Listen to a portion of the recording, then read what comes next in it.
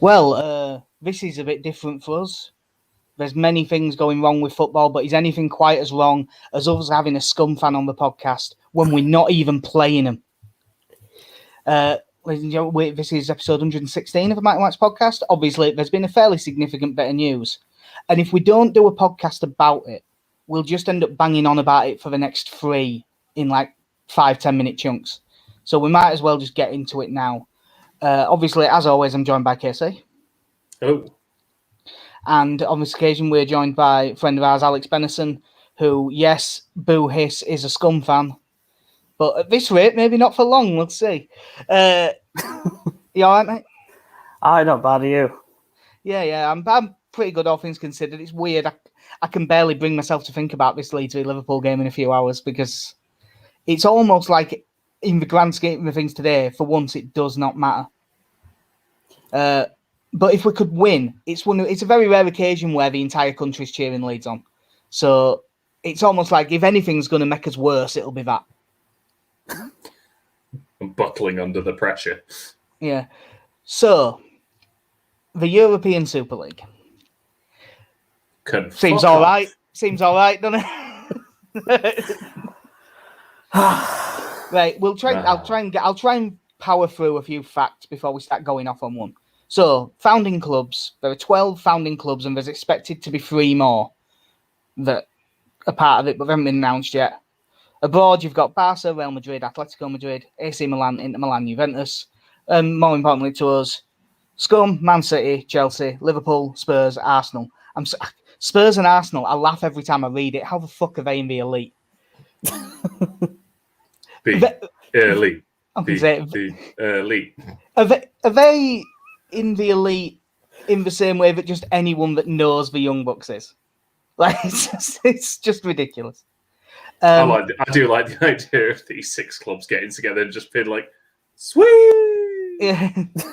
So it's backed by JP Morgan, who apparently have put in, like, they've got sort of 5 billion ready to go. JP Morgan, Ed Woodward used to work for them. They're involved in the Glazers takeover. So it makes sense that they're involved. It sounds like each founding club will get 250 to 300 million per year just for being in it. And that's like 3 times higher than if you win the Champions League. It's obviously, this stuff like this has been on the cards for ages because we know how greedy it is, but this appears to be, even compared to some of the stuff we've seen before, one of the most shameless bullshit, greedy power grabs you will ever see in anything. Yeah, it just seems that there is no other motive to it other than cash. That, like, at best they can say, well, we play a lot of games in Europe and we want to restructure it and we're not happy with that, which is fine. Like, the new look Champions League isn't great. Like, I think it's a fairly poor idea. Don't take your bat and ball home and say, no, we're gonna make our own league. Yeah, and instead of blackjack and hookers, it's with big piles of money and 0 competition. Yeah, but Arsenal kicking off about this new European Champions League, like they're going to be fucking in it when they're 10th. Like, well, that's it. You look through the list of clubs that are in there. You have 4 of the 6 English clubs are outside the Champions League places. Juventus are digging their fingernails into 4th to try and hold on to theirs. You can see why they've wanted that, that they want this security. Yeah, I do agree that it's absolutely no coincidence that this is happening. This is happening now at a time when they are struggling, a time when they might not get their money. But this is the time it's happening. It's definitely not a coincidence. I've looked through it all, and other than arseholes and Americans, I can't see anyone who's supporting it. Americans don't really get promotion relegation on the whole, so they don't really see the big deal. And that's cultural. As much as I think it's stupid, it's a cultural thing, fair enough. But I haven't seen anyone that I respect. Not one. And not even that other than people I actively don't respect are the only opinions that I've heard that are positive about this. Every single person seems to be against it. And that's one of the main reasons for getting you on, Alex, because obviously you support one of these teams. So what was your reaction when you first saw it? Fuck off. just like this reared its head summer last year, and all the Premier League teams went no, and everyone sided with no, even the teams that were linked to do it, and then they've gone behind everyone's back and decided, nah, fuck it, we're gonna go do this anyway. Like, fuck every single chairman that is involved, every single club that's involved. I completely agree with everybody who's saying, right, that's it. Either deduct them points or remove them from your league, remove them from the Champions League and Europa League. They should not be competing for trophies if they're going to branch off and basically try and kill football. It's absolutely fucking ridiculous. Yeah, this idea of... Because what this is essentially is a mutiny against UEFA and the Champions League. So why should they get another penny from playing in that competition? Because even in losing those semi-finals, they would still rake in several £1 million from that, just in revenue. So why should they be rewarded with any more cash than that? And yeah, you know, it is sad that a season will end with either a void Champions League or giving the trophy to PSG, who, having finally made it to this stage and looking like they could have won it, don't actually get the satisfaction of winning it. But unfortunately, you do have to look at, not to go back to a term that Liverpool and Man U were bandying around in the summer, but the bigger picture. Yeah, well, that's one of the things I was going to say. Like, when Alex is saying, it really said before, I mean, the EFL have come out as one of the many, many groups who have said, this is bullshit, we don't support it. But just 6 months ago, they were trying to wave through Project Big Picture and supporting it, which would have given all the voting rights to these 6 clubs. And everyone said, yeah, but if you give them those voting rights, they will use it to make them rich and everyone else the other. And that's exactly what has happened. So thank Christ they didn't do it, because we would be totally fucked. Because you couldn't have kicked them out then. You would have no recourse. Yeah. Southampton, Everton and West Ham just sat there. We've got to vote, but it really doesn't matter. Yeah. No, that's what was it? You only needed 6. Only 9 teams got a vote, and of those 9, you only needed 6 of the votes. Yeah. It would have been all over. You know, when you just say these things out loud, I like the idea that there are people in offices that have said these things out loud, and someone's looked at them and gone, fucking genius. Who wouldn't go for that? Yeah. And I know that obviously they did have the AFL over a bit of a barrel at the time. You know, they needed money for COVID stuff. But it's not like they couldn't have just... This is the thing that's pissed me off with all of this. All of this pandemic should have been a moment for, I'll tell you what, we need to kind of make this game a bit fairer. You know, we need a way to protect the game, protect these clubs. We need to make it more even. We need to stop pushing the finances so far so that when it goes wrong, it goes really wrong. It's a moment for contrition. And these clubs have gone the complete opposite way. It's like, what do you mean? Without doing what do you mean this seems like end stage capitalism? You haven't seen it. This is end stage. Let's really, really, really push it even more. Which, you know, and for those clubs it will work. And that's the problem with it. That for them, their board members, to their stakeholders, all their job is maximize the revenue for the club. And they're just so shameless that they don't give a shit that it might ruin everything else. Now, I can understand that you do have a bit of blinkers on when it's your club. Everyone does. And especially when it's your job. But to be so fucking tone deaf, announcing it now, when the world is how it is, it would have been an insult at like peak growth and everyone's doing really well, you know, in 1998 style. It would have all been, it would have been bad then. But to do it now is just fucking horrific. Yeah.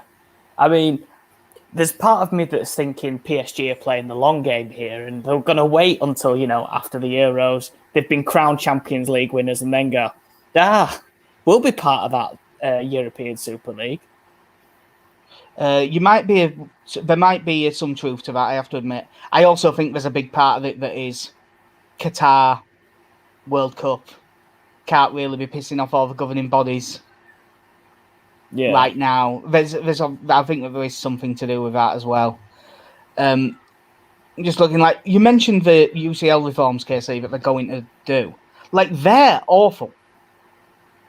But boy, was it good PR for them to have this announced.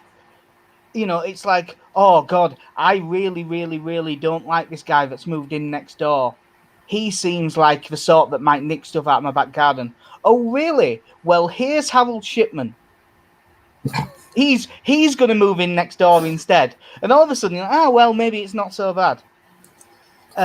Because those reforms, it was taking the Champions League to 36 teams from 32.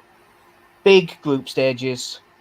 Guaranteed 10 matches each to get more money, and it was like 225 matches total instead of 135, I think.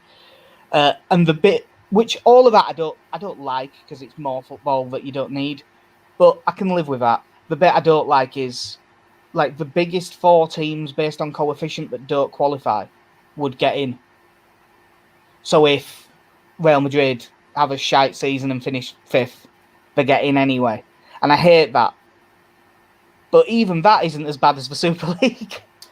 Yeah, I've been banging the drum about seeding and things like that in competitions, and this idea of why does the 4th best team in England get a free pass to the group stages of the Champions League, but if you're the champions of San Marino, if you dare to dream of ever getting to the group stages, you better prepare for 8 long, grueling matches in your pre-season just to get there.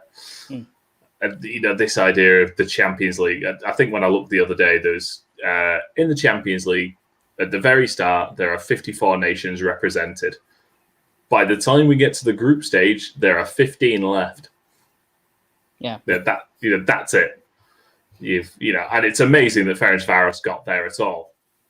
Yeah, I know you. It's always been a thing for you. It's like one of the big arguments for the only logically sensible argument that I've seen people have for it, which I can give them, is people who've said, look, the changes from European Cup to Champions League, and more importantly, the formation of the Premier League, was down to greed. You know, the Premier League was even a breakaway. And we go, so why is this different? It's just the next stage of it. Now, I do think when you look at history, the Premier League did actually need to happen in order to progress. I would have rather it was still the Football League in principle. But the difference with us is that they're not a closed shop. Yeah, the Premier League was formed, but if you're shit in the Premier League, you go down. If you're good in the Football League, you come up. And that makes all the difference in the world compared to this. The 15 teams that are in it from the start, and then they're going to invite 5 every year. Like, if, for example, Man United play their 10 games and lose all 10 of them, they're still in it next year and they still get 300 million quid, and they can still, therefore, have way more financial power than just about anyone else in this country, which is basically financial doping of the league. And if they were still in the Premier League, if 6 of the teams by default get 300 million more than the other 14, then that's not a league anymore. So I don't see a way that they can play both. I think it's got to be one or the other, and you need to take this. This is why I honestly think not just because my immediate, fuck you reaction was let them go, fuck it, and just kick them out. But now I think about it logically, and I still think, no, kick them out. I actually think it's the right thing to do. That's it. Like you say, at the start of every Premier League season, every team gets handed the same check. This is your income from this competition. Now, if you've qualified for Europe, then that is extra income, but that is based on performance. You have earned that money. But just to go back a little bit, obviously you talk about the Premier League breakaway, and it was. And one of the big problems of the late 80s and early 90s was that there were the people running football at the time were so far behind on and had this fear of television, of what it would do to the extent like it became a rule that you could only show the second half of games because they thought if you televise entire football games, people won't go.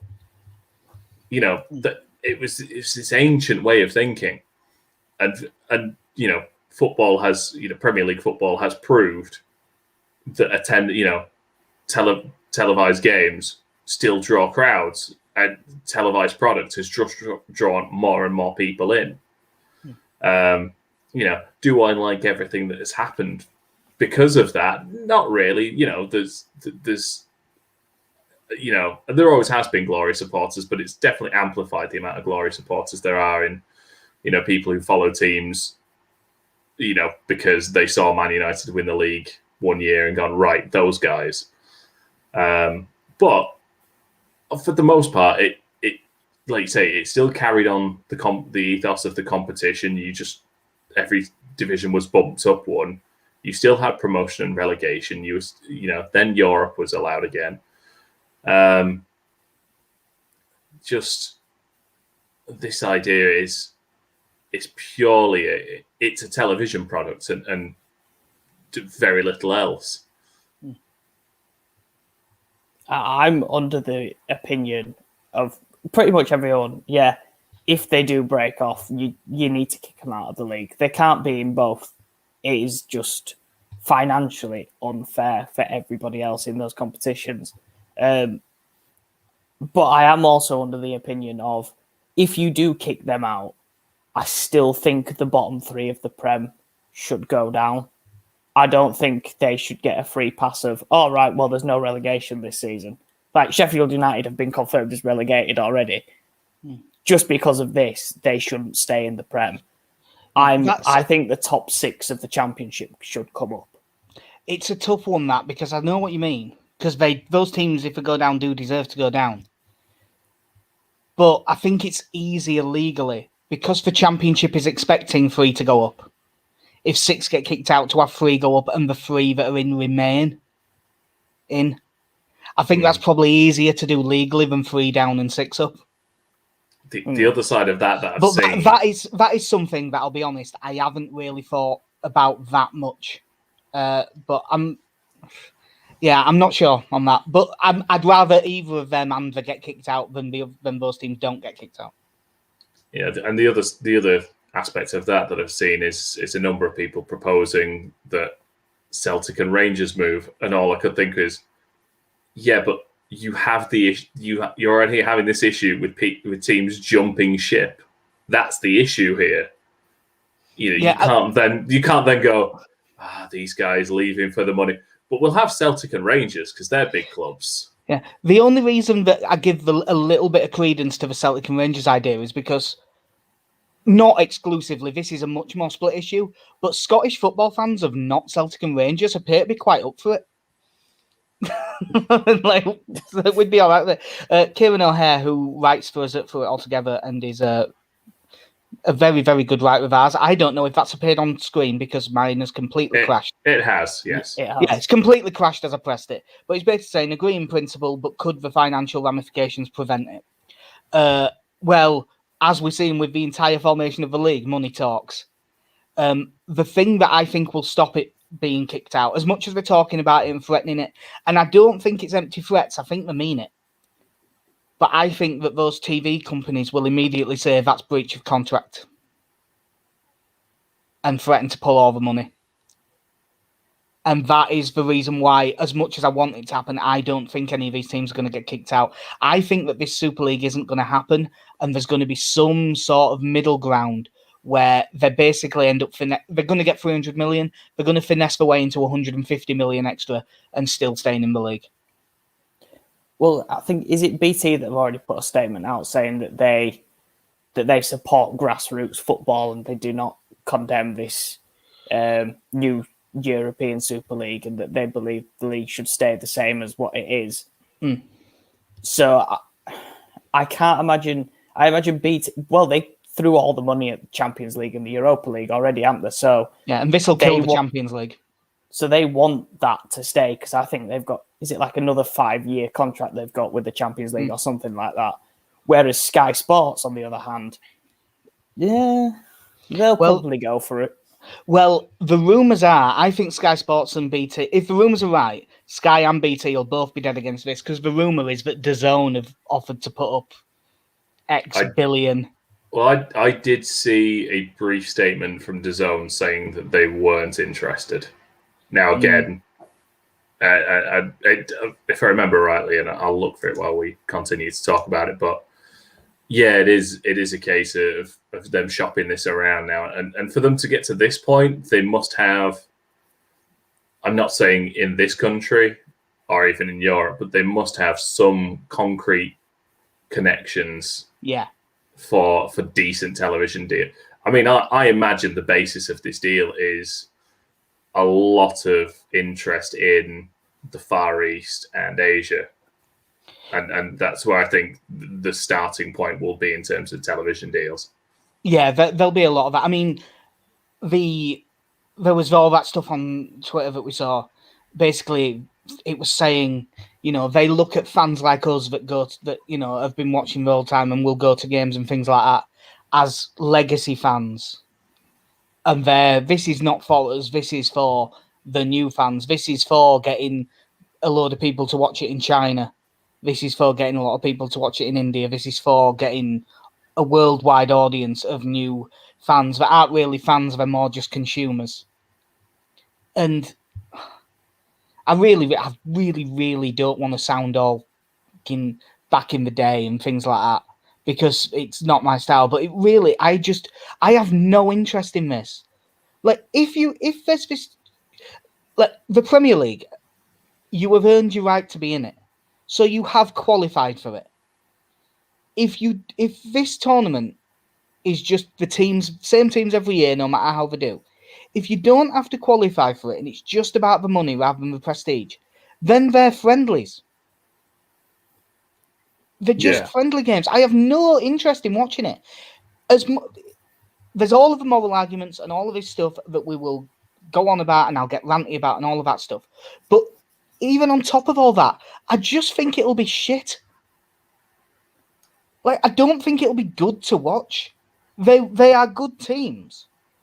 But I don't think that the motivation of the players is going to be the same as it would be in the current structure. I just think all of it's just going to be a bit crap. Well, that fucking rule of any player that plays in this league will not be allowed to play in the World Cup or Europa, because you will not be allowed to represent your country. Well, anyone who plays for a top 8 nation, what is the point other than greed and money?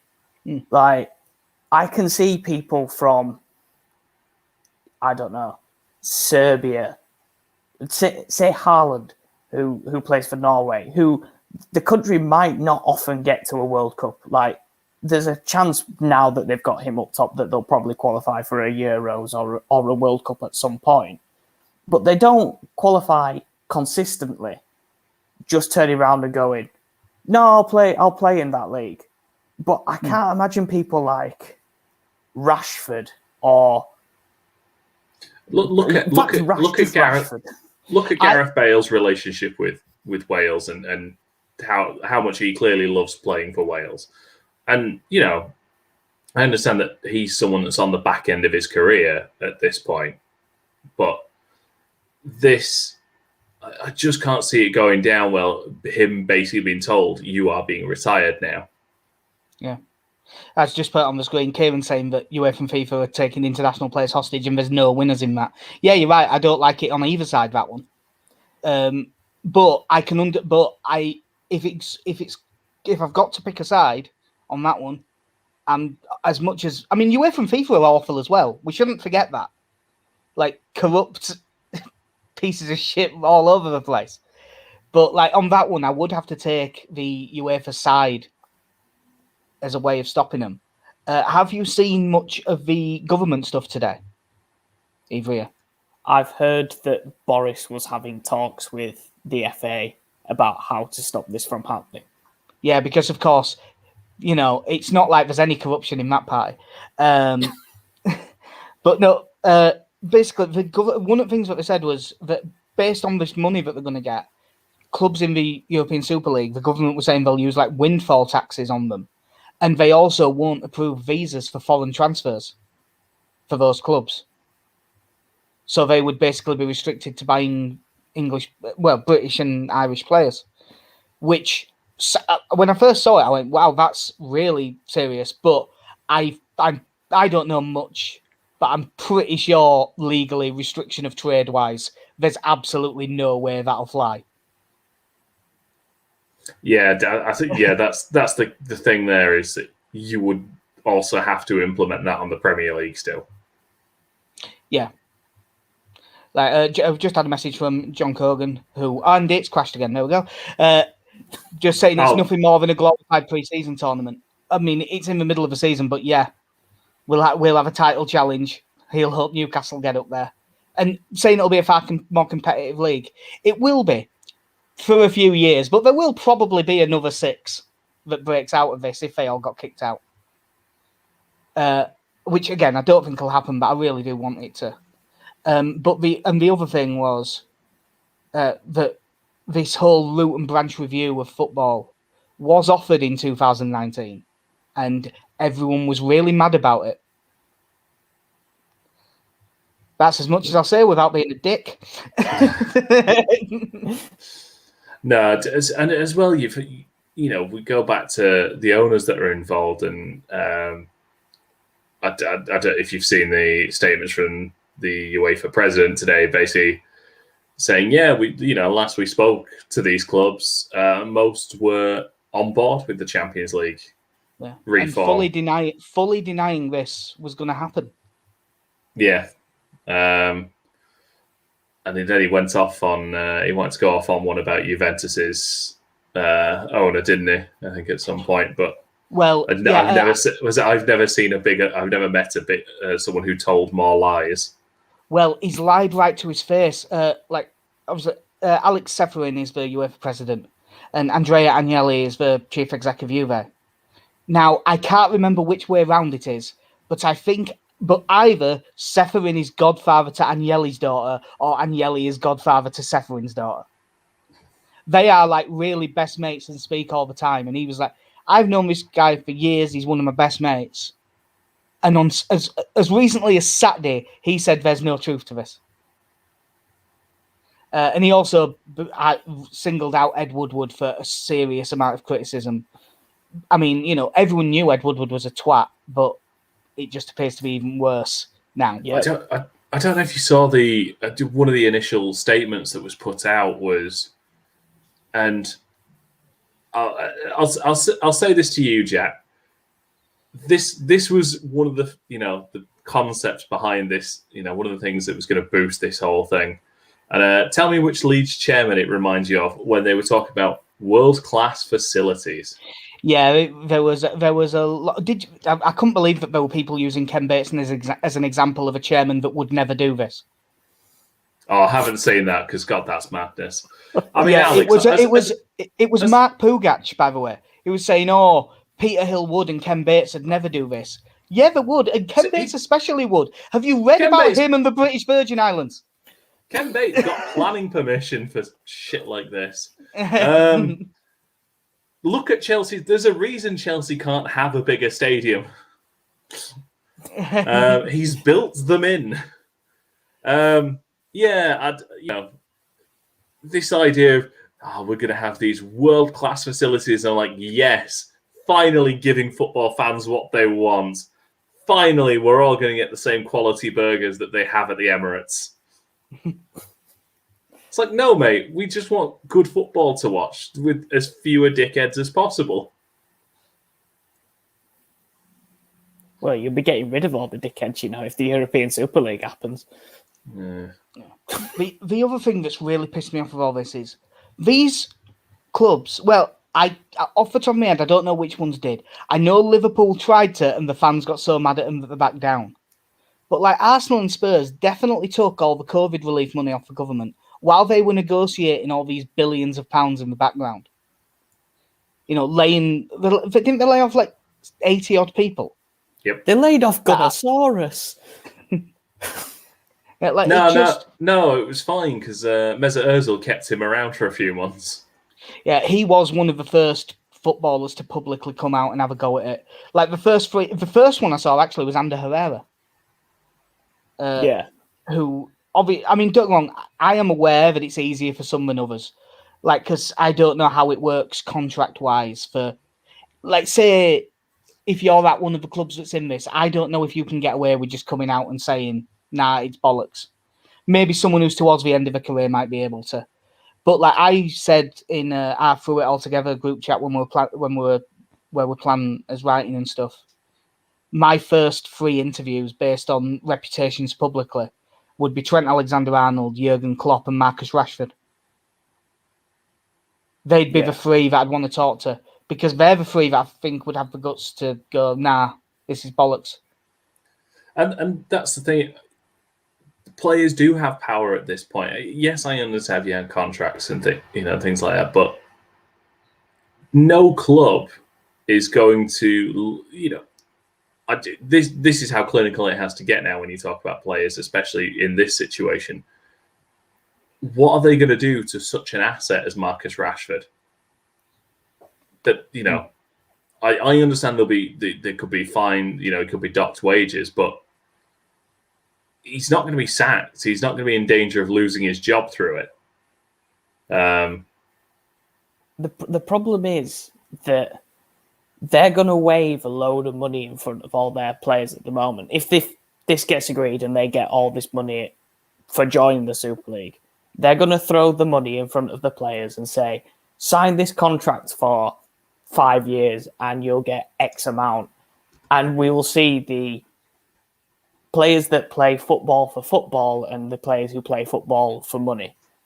Because you'll have people like Rashford that will turn around and go, no, I'm not signing that contract because if I do say anything, then I'm going to basically not have a career for 5 years until I'm a free agent and then I can go back to playing proper football.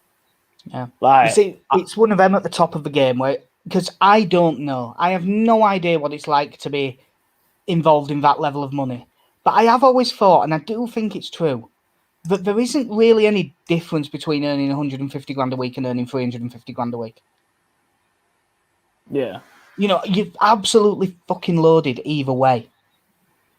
And the tough bit is if you're a player who earns 4 grand a week and you're getting offered 10. That's when it's hard to turn down. Yeah. To be honest, Bale will probably speak out about it. Because if they do say, right, that's it, you're not playing anymore. Right, I'm off to go play golf. Yeah, he'll just retire. That's all right. He can speak out about it against Spurs and then return to his parent club. That's Real Madrid. Yeah. He's out of contract at the end of the season, is he? Or is it next season? No, he's got 1 more year.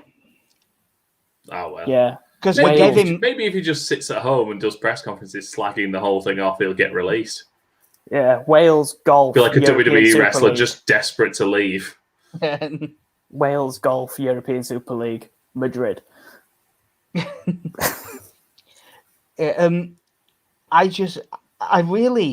one thing that I'll say is as much as I obviously, there's no secret, I hate Man United, always have done, always will. What I would say is that domestic fans, I haven't seen any Man United fans happy about this. Liverpool fans are furious. Man City fans, furious. Chelsea fans seem to be furious as well. Arsenal fans seem to be furious. Spurs fans are the one weird ones where I've seen a few. There just And happens to be a big club. I think it's because they know it's the only way they're still going to be considered a big club. A big club. Arsenal and fucking Spurs are in this as big clubs, and Leicester has won the league more recently than what they have. Well, yeah, but Fuck I mean, that. we've Nottingham won it more Forest. recently than Spurs. We've won it more recently than Spurs by 31 years. I mean, that's you look at Spurs' record and just last won a trophy in 2008, and it was the League Cup. They last won the league in, was it 68? I want to say 61. It's been a while. It's been a while. And you're just like, the fucking cheek on you. Like, I appreciate you played in a Champions League final recently. Well done, honestly. But that doesn't mean you're a big club now. That doesn't make you good. And I was looking through for the for the league stats. Fucking AC Milan and Inter Milan, the fucking goal on them in Italy. I mean, you have to remember, AC and Inter Milan are both coming off like a few years of paucity, where they've been really like AC Milan have picked right back up this year because apparently it turns out bringing in Zlatan Ibrahimovic was still the best move to make. Amazingly, but like they have been like AC Milan with all their financial troubles and stuff. There were seasons where it'd be February and they'd be 13th. Like they were really. I mean, even Juve, who obviously dominate that league, and it's a piece of piss for them normally. What are they just hanging on to fourth? Yeah, 2 points in it between them and Napoli, who are in fifth. Yeah, it's it's just fucking horrific. Just going back to the structure of it, because we didn't really talk about it. They're saying 3 more expected to join. By the way, if anyone was on Twitter earlier, I know Alex messaged me. There was a German satire website that posted that Schalke were joining, even though they're like bottom at league with 12 points. And unfortunately, because no one in the English-speaking world knows it's satire, they just see an announcement in German. It's gone everywhere.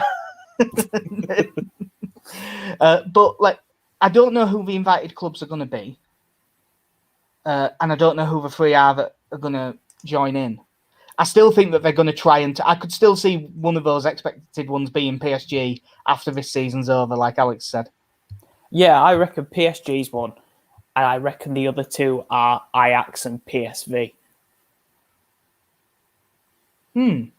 I would hope Ajax football DNA, stuff like that, I would hope that they're above that. And, like, I really don't want them to do... I mean... Because, like, my Italian team 4 years were, and technically still are, Juve. But, like, they've got Cristiano Ronaldo now, and they're this, so I don't care anymore. German team, Dortmund, like most Leeds fans, because it's Twin City. I was really glad to see them turn it down. Same with Bayern turning it down. I don't think any German teams are going to be in this, unless it becomes such a success that in 10 years it's the norm, and they figure out some sort of way of promoting and relegating fairly. I don't see how it'll ever work. I think it's stupid. But because of their 50+1 thing, where 50% of the votes plus 1 vote go to the fans, I think that's why they just turned it down out of hand, because they know if they put it to a vote, it's going to get voted down. Yeah. Like, without a doubt, it's going to get voted down. So there's no point in even trying. If maybe, like, even though they're not the best teams in the league at the minute, maybe a Lyon or a Marseille. Probably not Marseille, actually, with their fans, but maybe Lyon. I'll tell you who I think are probably jumping to try and get into something like this would be any Red Bull affiliated club. Well, Red Bull Leipzig's CEO has come out and said absolutely not. It's a disgrace. But Red Bull will definitely be up for it. And they will just get a different CEO. Ah, Salzburg. No, like I could see Red Bull Leipzig being the one German club that goes in because the Red Bull take over and sort of make it happen. The only ones where I can see them really jumping at it are someone like Shakhtar Donetsk. Where they're the biggest teams in the league by a mile. and maybe that. But like, I'm hoping that all these teams get made a massive example of, and it just kills it dead. I hope it kills it so dead that it kills all interest in the European Super League itself. They've got nowhere to play. Next season, they just have no games, and then they all have to start in Tier 10 again. And that's the thing. Like, if this doesn't work out for them, you are then just a company paying massive wages with no income. You're the New York Cosmos. Yeah. They're just a brand. Still don't know if they actually have any players. Yeah. Just this.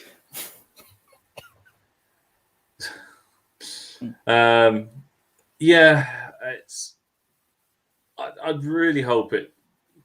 I feel deep down that this is an extreme tactic to renegotiate the Champions League deal. But there's that little bit in me, that little bit of doubt and worry in me that's just like, these fucking disgusting clubs who just, there is no care for fans, there's no care for the system. There is only money and television deals. And that seems to be it. The only, like, there's only 3 Spanish teams that have agreed. The other Spanish team that I could see agreeing is Valencia, because they need the money, and they are in the shit, and they're probably ringing them up asking, "Can we join, please?" But it's weird thinking, if this goes through, tonight could be the last time you see Liverpool versus Leeds. Next week could be the last time you see Man United versus Leeds. Yeah, and the last time that you played Man City, you beat them. Yeah, it's a shame actually that the announcement didn't come before that game, because the entire country would have been absolutely delighted with that result if the timing had been different. Stuart Dallas would have been knighted. Yeah. The other thing with those invited clubs is, yes, it's extra money. But like, if you're one of those 5 invited clubs and you win the whole thing, you get like a quarter of the money that the other teams get just for being in it. It's just bollocks. I would love to have some really clever things to say about the details of it, but I just can't see it. Ali, who's a friend of the show, messages a lot saying, "Wow, the government have said they'll step in if UEFA can't stop the Super League. We know what that means. They'll put themselves in a position to get a backhander." I certainly wish I could give Ed Woodward a fucking backhander. It's quite nice. I'm just looking now, actually, at pictures of protests taking place down at Ellen Road as well, and there was a lot saying online of just it was a case of online as well, just inviting Man United fans, Man City fans, Liverpool fans, anyone, come down if you want to protest. It's we are all, as fans, we are in this one together. Yeah, I was promoting it on the Through It All Together page and stuff, and talking about it, and genuinely, if Sarah hadn't given birth 16 days ago and wasn't still struggling a bit, and me having to do a lot of stuff around the house, I'd have been there myself tonight. Because I think that this is worth a protest, and it's not months. It's not like months and months ago. We now know that it's very, very, very difficult to catch COVID outside. So I think that this is very much worth your protest time if you want people who's very good on you. And if someone shows up in a Man United shirt, by all means, have a bit of banter back and forth. But if they're there protesting, then we're on the same side on this one. They're a football team we don't like, but it's not that big. This is protecting football. It's bigger than club rivalry. Yeah. The other nice touch from Leeds at short notice is to crank out the banner, "Earn it on the pitch. Football is for the fans." Yeah, I know there's one up in the Kop as well. And have you seen all the Liverpool fans that have, their Kop is currently just all flags? I'm taking them all down, haven't they? Pretty much all of the supporters trusts and everyone that put those flags up are like, "No, you're not using them anymore. Take them down." Yeah, I think one of the first things that people said was, for Liverpool to agree, was, "You'll never walk alone, will you?" which I Yeah. know that song wasn't used for that, but in principle, really. Yeah, well, that's how Liverpool market themselves. You know, people's club. I won't do the impression, but we're such a special club. Well, are you such a special franchise? Yeah. Because that's what it feels like. I mean, it was the same at, Old Trafford yesterday, like that Busby quote right down the goal. And it's as if all these people that, built these clubs, all the people who built these clubs are basically being shat on. And it's ridiculous. Like, I currently try. I'm tempted to get rid of them all, but like, I think that if Sky do buy the rights to this, if you're really against it, you have to cancel Sky. I'm not even saying don't watch it. Just watch illegal hooky streams. They don't get the money from them. Get a Fire Stick. They're yes, it's illegal, but I think that is as a form of protest fair enough. I have no desire to watch any of it, but I'm not going to stand here and promise I'll never watch a game from it, because I know full well I'll break that promise at some point. But I have no interest in it. I also have no interest in watching, there's lots of things I don't have any interest in watching, and I end up watching some of it. Like, I don't really give a shit about rugby union, but I occasionally watch a game. I don't give a shit about the IPL in cricket, but I do see some of the games. Every time I've walked in on you watching porn, you've always said you're not that fussed for it. Yeah, that's one of those, I was trying to make a Corbyn joke about being present but not involved, and I couldn't sort my words out. Yeah. Oh yeah, and Jose Mourinho's been sacked. That was the other thing. Well, it's quite funny they've done it so soon to a quote unquote major final, as I'm sure Spurs fans are billing this one to be. But it's been coming. Well, it was literally on Stand Your Ground yesterday. We were saying that he sort of has to go. I would love it to be true that it was, he's so principled against this European Super League and stuff, but I don't think it's all to do with that. And I think it's hilarious that they've sacked him before the League Cup final, because his one thing is that he always wins a trophy. Yeah. And what do you reckon to the appointment of, because it's Ryan Mason and Chris Powell till the end of the season? Okay. I mean, Chris Powell's got a bit of managerial experience, and I mean, I'm pleased for Ryan Mason. And, when it's temporary, by all means, just pick someone from inside. But, like, that, because it would be funny, like, I wanted both Man City and Spurs to lose the League Cup final. I guess it's probably funnier if Spurs win it now. You know who I want to win the League Cup? I want Dele Alli to win the League Cup. I want him to win it on principle. And just score, and then two fingers up to the camera each time, and just feel like, take that, Jose. Yeah. I'm just assisted by Danny Rose as well. I'm right in saying Ryan Mason, he's the one who played for Hull and had the skull fracture. Yeah. Right, okay. I was trying to figure out, well, if they do decide to strip Tottenham and Man City from playing in the final, Brentford have won the EFL Cup. Oh, were they the other semi-finalist? Yeah, because Man United were the other semi-finalist. Yep, PSG get handed the Champions League and Brentford get handed the League Cup. I'm good with that. I'm fine with that. And somehow Brentford have missed out on promotion, but they're going to Europe. Yeah. I suppose the last thing, because we tend to, and I know for a fact that both the people watching this and us, for once, will actually give a shit about watching the build-up and watching Monday Night Football this week. Yeah. Do you think anyone involved at any of these clubs will come out against it properly? Not like, this is the board, I'm just this. Do you think any of them will just come out and say, no, this is shit and I don't want to be involved?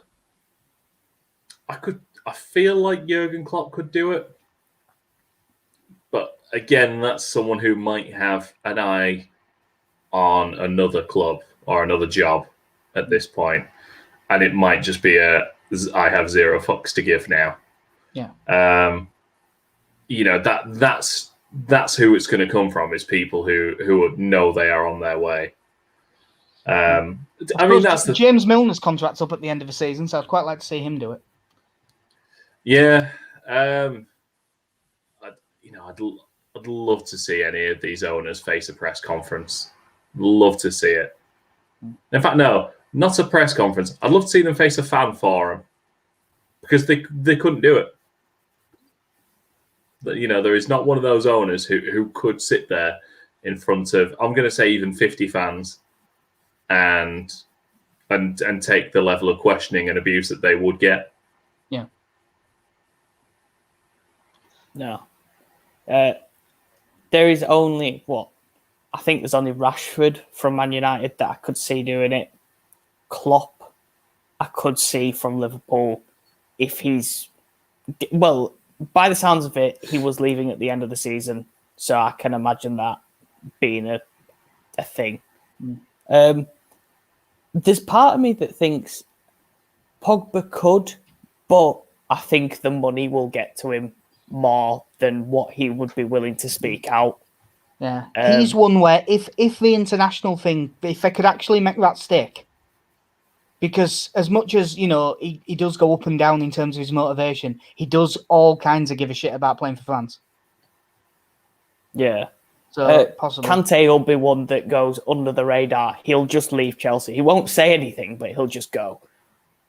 Yeah, well, I mean, yeah, because I'll tell you what, based on some of the stuff he says, Sadio Mane is not the worst shout for doing something like this as well.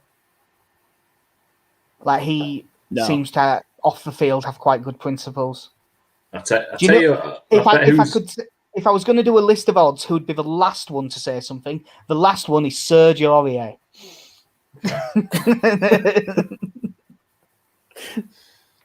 See, the modern day Pascal Chimbonda.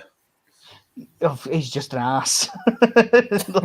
I tell you who must be rubbing their hands in delight at all this.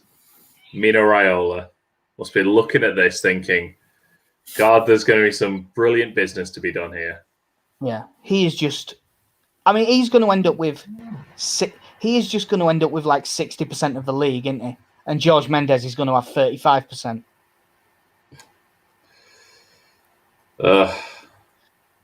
Right, well, I think that we've got some of us bile and anger out of the system now. I believe I went 4-2 Liverpool tonight. What did you go, Casey? I'm gonna go with us. I can't remember what I predicted, but I'm gonna go with us keeping the run of 2-1 wins going. Cool. Alex, as you hear, what do you reckon Leeds v Liverpool tonight? I'm going with an on-field player protest of Liverpool just not doing anything and you winning 3-0 by default. The classic one team in Tallinn. Yeah, I was trying to come up with a Beeston version without just saying one team in Beeston. I was trying. In all honesty, I think you could pip them. I think I'll say 2-1 Leeds. Yeah, you see, he knows what teams his mates support. He knows that we'll be around for a beer at some point. Don't want to piss us off. But yeah, that'll do us for episode 116 of the Mighty Whites podcast. We're on Twitter at Mighty Whites Pod and on MightyWhitesPodcast.com. Podcast goes up everywhere other than Acast. I won't have time to upload it before doing some work, but it'll be uploaded fairly soon after. The stuff we write goes on through it all together, which is at THRU It All LUFC. We all write stuff on there. At the minute, we haven't bothered writing anything about this because we've stuck to lead specific stuff, and all we'll just be writing is fuck off in big letters, so there's no point at the moment. You can't top that article either, can you? Of the reasons to why we should enjoy the European Super League, and the article was just you can't. End of there article. Isn't any, yeah.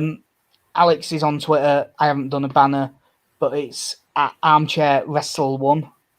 He presents a wrestling podcast, which you've probably noticed we sneak a few references into because we're on it most of the time. He does some good interviews and stuff. He also writes on The Buzz, which is on Twitter, WTB.com, and whatthebuzz.com. Yep. Cool. I'm amazed I remembered that. Right. So I think that's all we need to do. So I've been Jack. See you.